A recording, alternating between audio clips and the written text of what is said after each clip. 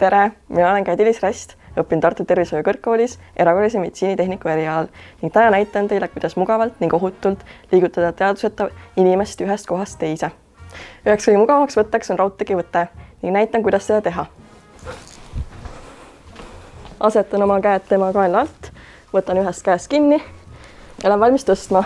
Tõstan jalgadega, mitte seljaga.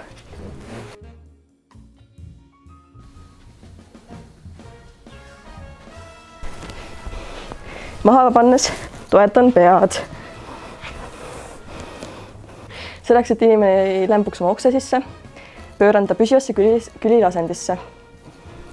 Selleks võtan ühe käe, toon selle välja, tulen külje peale, asetan teise käe tema pea juurde, kõverdan välimise jala ja pööran ta pehmelt ümber. Seejärel kontrollin, kas hingamisteed on avatud ja vaatan, et oleks korrektses asendis.